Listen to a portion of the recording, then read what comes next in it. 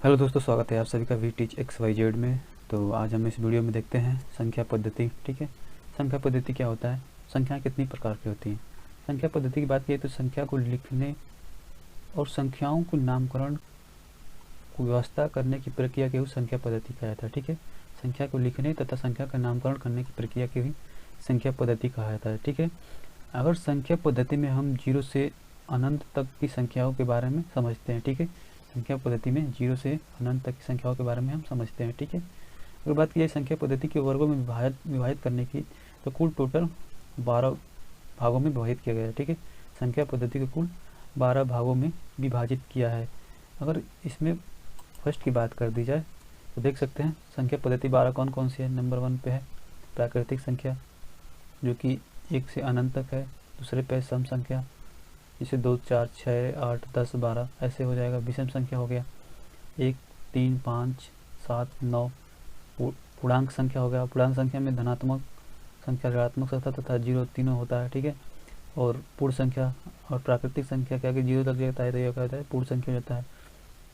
6 number पे क्या है, भाज्य संख्या। ठीक है, जिससे गुणज 2 से अधिक होते हैं उसे भाज्य संख्या आ जाती है। अभाज्य मतलब जिसका गुणज सिर्फ संख्या तथा 1 होता है। ठीक है, अभाज्य संख्या क्या होता है, अभाज्य संख्या मतलब ये होता है कि वो अभाज्य संख्या है। ठीक है, वो अभाज्य संख्या, वो दो अभाज्य संख्या जिनका HCF, ठीक है, बोले तो HCF कितना हो, 1 हो। ठीक है, HCF 1 हो। परमेय संख्या, ठीक है, जिन्हें हम P/Q के रूप में लिख सकते हैं। ठीक है, और परमेय संख्या जिन्हें हम P/Q के रूप में नहीं लिख सकते हैं, इसमें पाई भी आता है। ठीक है, वास्तविक संख्या ये हो गया वास्तविक नंबर। ठीक है, रियल नंबर और अनरियल नंबर मतलब जिसे हम काल्पनिक संख्या भी बोलते हैं, इसे हम क्या बोलते हैं, काल्पनिक संख्या भी बोलते हैं। ठीक है, अब देख लेते हैं इनको पूरी से विस्तार पूर्वक समझते हैं। नंबर 1 पे क्या है, तो नंबर 1 पे देख लेते हैं। नंबर 1 पे है क्या, प्राकृतिक संख्या। ठीक है, गिनती में उपयोग की जाने वाली, ठीक है, गिनती में उपयोग की जाने वाली संख्याओं को हम क्या कहते हैं, प्राकृतिक संख्या कहते हैं। ठीक है, तो देखा जाए तो 1, 2, 3, 4, 5, 6, 7 यहाँ से कहाँ तक जा रहा है, इनफाइनाइट अनंत तक जा रहा है। ठीक है, अगर सम संख्या की बात की जाए, इवन नंबर। ठीक है, इवन नंबर ऐसी प्राकृतिक संख्याएं जो 2 से पूर्णतः विभाजित होती हैं। ठीक है, वे प्राकृतिक संख्याएं जो 2 से पूर्णतः विभाजित होती हैं उसे हम क्या कहते हैं, इवन नंबर कहते हैं। इवन नंबर कौन सी होती हैं, 2, 4, 6, 8, 10, 12, 14 ऐसे करके अनंत तक जाता है। ठीक है, अब आगे देख लेते हैं, आगे क्या है, पूर्णांक संख्या।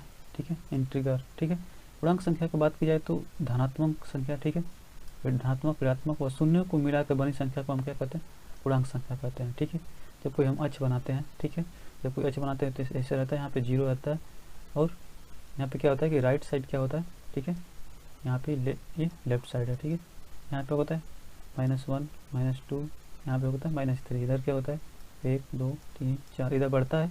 ठीक है, और इधर घटता है। ठीक है, इन सभी संख्याओं को हम क्या कहते हैं, पूर्णांक संख्या कहते हैं। पूर्णांक संख्या क्या क्या होती है, धनात्मक भी होती है, ऋणात्मक भी होती है, वो उदासीन होती है। धनात्मक की बात की जाए तो 0 से अनंत तक की संख्या को धनात्मक, और माइनस में जा रहा है उसे हम ऋणात्मक संख्या कहेंगे। और उदासीन की बात करें तो 0 जो संख्या हो गई क्या हो गई, उदासीन संख्या हो गई। ठीक है, तो आइए अगला पॉइंट को देखते हैं। अगला पॉइंट में क्या है, होल नंबर। ठीक है, बोल रहा है कि होल नंबर क्या है। ठीक है, होल नंबर मतलब पूर्ण संख्या है। अगर प्राकृतिक संख्या के आगे अगर 0 को शामिल कर दिया जाए तो उसे क्या, वो कौन सी संख्या हो जाएगी, पूर्ण संख्या हो जाएगी। पूर्ण संख्या कहाँ से शुरू होती है, 0, 1, 3, 5। जैसे अगर प्राकृतिक संख्या क्या क्या था, 1, 2, 3, 4, 5, 6 ऐसे डॉट डॉट कहाँ तक था, अनंत तक था। ठीक है, वही आगे 0 लगा देंगे, फिर वही संख्याएं सब हम लिख देंगे। ठीक है, ठीक है, यहाँ पे ये हो गया 4, 5 ऐसे कहाँ तक जाएगा, अनंत तक जाएगा। ठीक है, अब देख लेते हैं भाज्य संख्या है, कंपोजिट नंबर। ठीक है, ये क्या होता है, ऐसे प्राकृतिक संख्या जो स्वयं तथा 1 से, ठीक है, स्वयं तथा 1 से विभाजित होती हैं, अतिरिक्त कम से कम अन्य संख्याओं से भी विभाजित होती हैं। ठीक है, मतलब बोल रहा है कि स्वयं से विभाजित होगा तथा 1 से विभाजित होता है, उसके अतिरिक्त अन्य संख्या से भी विभाजित होता है। ठीक है, उसे हम क्या कहते हैं, भाज्य संख्या कहते हैं। नंबर इसमें क्या क्या हो सकता है, 4, 6, 8, 9, 10, 12, 14। और बात की जाए 4 की तो 4 किससे विभाजित होगा, 4 से भी होगा। ठीक है, फिर किससे होगा, 2 से भी होगा, फिर 1 से भी होगा। ठीक है, तो 2 से अधिक होगा इसका। अगर 20 की बात की जाए तो 20 20 से कटेगा, ठीक है, 5 फिर 4 फिर 2 फिर 1, ठीक है। जैसे भाज्य संख्याओं की संख्या कितनी है, 1 2 3 4 5, 5 हो गया, ठीक है। तो इस प्रकार ये भाज्य संख्याएं हैं, ठीक है। अब अगला पॉइंट देख लेते हैं। अब देख लेते हैं ओड नंबर। इवन नंबर क्या है, ये हो गया। पहले हमने इवन नंबर देख लिया, सम संख्या देख लिया। ये क्या है, विषम संख्या, ओड नंबर। ऐसी प्राकृतिक संख्याएं जो 2 से पूर्णतः विभाजित नहीं होती हैं उसे हम विषम संख्या कहते हैं। क्या कहते हैं, ओड नंबर कहते हैं, ठीक है। इसमें कौन कौन सी हो जाएंगी, 1 हो गया, 3 5 7 9 और 11। मतलब जो एक छोड़ के आएगा, ठीक है। मान लीजिए एक के बाद क्या होगा, 2 छोड़ गया, 3 आ गया, 3 का 4 हो गया 5। मतलब 1 3 5 7 9 11 13 ऐसे अनंत तक जो संख्याएं आएंगी उसे हम क्या कहेंगे, विषम संख्या कहेंगे, ठीक है।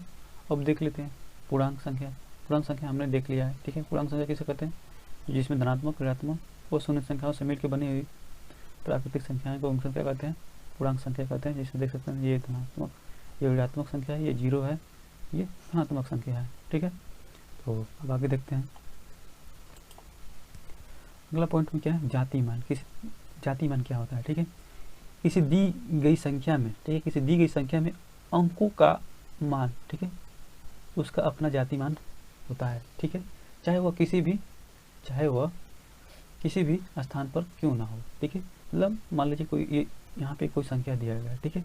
अगर बात कीजिए इसमें 4 की जाति मान, तो 4 का जाति मान क्या हो जाएगा, तो 4 की जातीय मान की अगर बात की जाए तो वही होगा, ठीक है। 4 की जाति मान की बात करें तो 4 ही होगा, ठीक है। यहाँ पे अगर कोई भी हम संख्या ले लेते हैं, मान लेते 6 ले लेते हैं, तो 6 का जाति मान क्या होगा, 6 ही होगा, ठीक है। अगर हम यहाँ पे 7 ले लेते हैं, ठीक है, तो 7 की कितना हो जाएगा, 7 का भी जाति मान कितना हो जाएगा, 7 ही हो जाएगा। कोई भी संख्या का जाति मान वो स्वयं संख्या ही होती है, ठीक है। अब अगला पॉइंट देखते हैं। अगला पॉइंट है स्थानीय मान, ठीक है। स्थानीय मान में कुछ अलग होता है, ठीक है। स्थानीय मान में अलग होता है। मान लीजिए कि ऐसे कोई संख्या दे दिया है, ठीक है, ठीक है। और जो अगर संख्या अगर 8 के स्थानीय मान पूछता है तो हम क्या लिखेंगे, 8 गुणे 1, ठीक है। 8 गुणे 1 अगर इकाई के स्थान पर है तो 1 गुणे 1 8 हो जाएगा, ठीक है। उसके बाद अगर दूसरे नंबर पर है तो ठीक है 1 0 रहेगा। तो अगर 6 के स्थानीय मान पूछेगा तो 1 0 से गुणा करेंगे, ठीक है। 1 0 मतलब 1 के आगे 1 0 से गुणा करेंगे, ठीक है।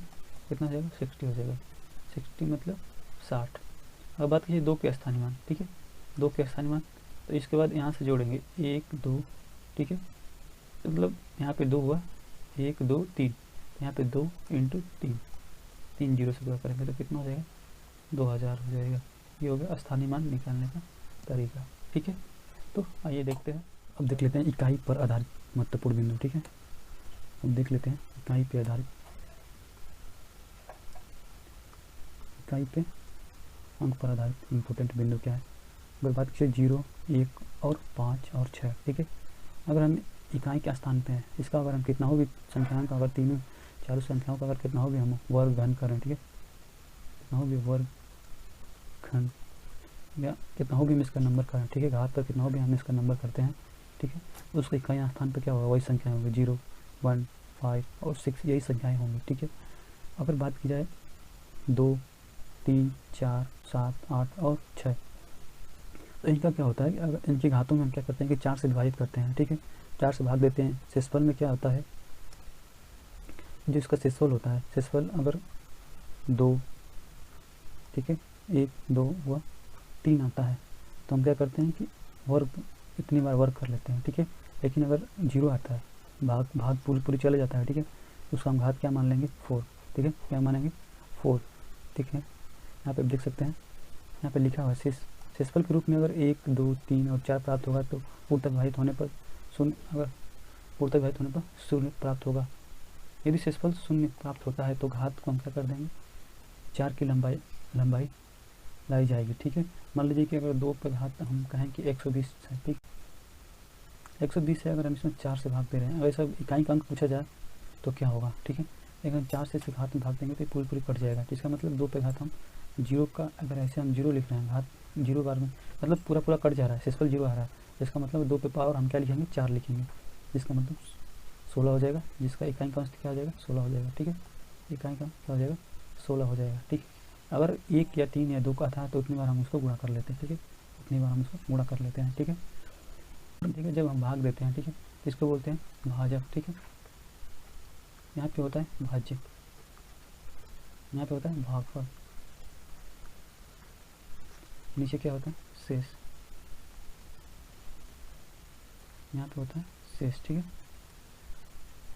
अगर हम इन दोनों का आपस में गुणा कर देंगे, ठीक है, और इसको जोड़ देंगे तो हमें क्या मिल जाएगा, भाजक मिल जाएगा, ठीक है। भाजक, भाज्य बराबर क्या हो जाएगा, भाजक गुण भागफल धन शेष हम कर देंगे, ठीक है। ये जो शेष, ये हो जाएगा इसका फार्मूला, ठीक है। इसी फार्मूले को कई रूपों में बना के यहाँ पे ये तीनों लिखा गया है, ठीक है। अब देख लेते हैं जानवरों पर आधारित प्रश्न पूछा जाता है, ठीक है। जानवरों से आधारित प्रश्न, अगर मान लीजिए कि ऐसे पूछता है कि किसी पेड़ पे 22 तोते हैं, ठीक है, 22 तोते हैं तथा उसके नीचे 40 बकरियां हैं, ठीक है, 40 बकरियां, ठीक है। इस तरह से क्वेश्चन पूछता है। तो अगर देखा जाए तो पैरों की संख्या, अगर हमें 4 पैरों वालों की संख्या ज्ञात करनी है तो क्या करेंगे हम, अगर हमें 4 पैरों वाले जानवर, मतलब जैसे जानवर की अगर हम संख्या ज्ञात करना है तो हम क्या करेंगे, पैरों में टोटल पैरों की संख्या दी रहती है, ठीक है, उसमें हम 2 से भाग देंगे और सिरों की संख्या उसमें से माइनस कर देंगे, तो हम 4 पैरों वालों के जानवरों की संख्या मिल जाएगी, ठीक है। पैरों की संख्या में 2 से भाग देंगे, फिर माइनस सिरों की संख्या कर देंगे, हमें जानवरों की संख्या जो 4 पैर वाले हैं उनको पता चल जाएगा, ठीक है। अगर 2 पैरों वालों की संख्या पता करनी है तो हम क्या करेंगे, सिरों की संख्या में से 4 पैरों वालों की संख्या हम माइनस कर देंगे। हमारे लिए टोटल सिरों की संख्या दिया है, फिर 4 पैरों वालों को संख्या दिया है, तो हम सिरों में से 4 पैरों वालों की संख्या माइनस कर देंगे, तो हमें पता चल जाएगा 2 पैरों वाले जानवरों की संख्या, ठीक है।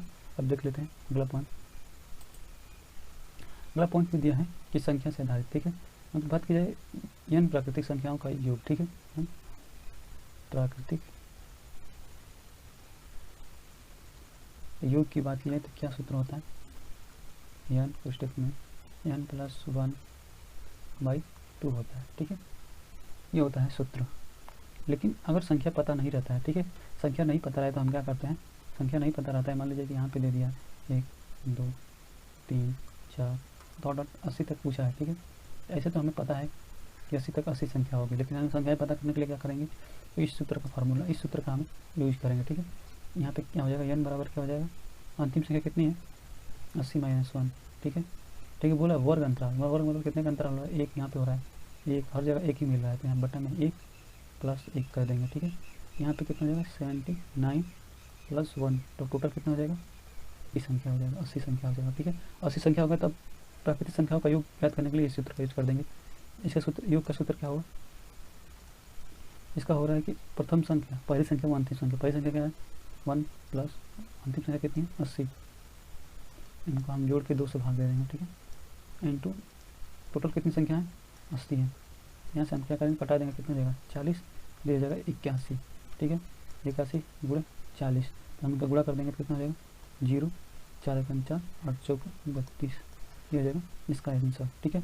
ये है प्राकृतिक संख्याओं के वर्गों का योग, ठीक है। ये है प्राकृतिक संख्या का वर्ग n+1, ठीक है, फिर 2n+1/6 हो जाएगा, ठीक है। और फिर घनों का योग क्या होता है कि जो हम लोग प्राकृतिक संख्याओं का वर्गों का योग होता है, ठीक है, जो ये प्राकृतिक संख्याओं के योग होता है, इसी को हम स्क्वायर कर देंगे तो हमें क्या मिल जाएगा, n प्राकृतिक संख्याओं घनों का योग पता चल जाएगा, ठीक है। अब अगला पॉइंट देखते हैं।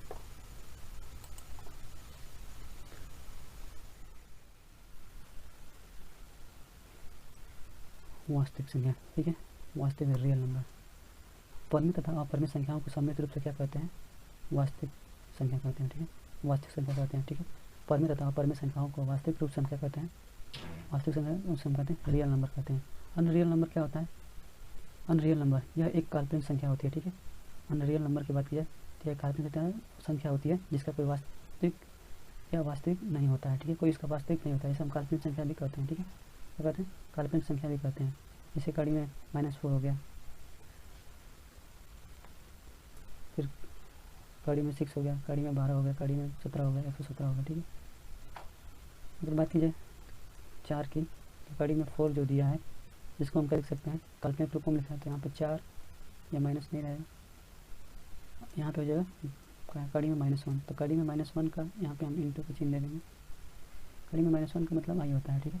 यहाँ पे अगर कड़ी में 4 को बाहर निकाला जाए तो कितना हो जाएगा 2 हो जाएगा, ठीक है, और यहाँ पे हो जाएगा आई हो जाएगा, ठीक है, 2 आई। अगला पॉइंट देख लेते हैं।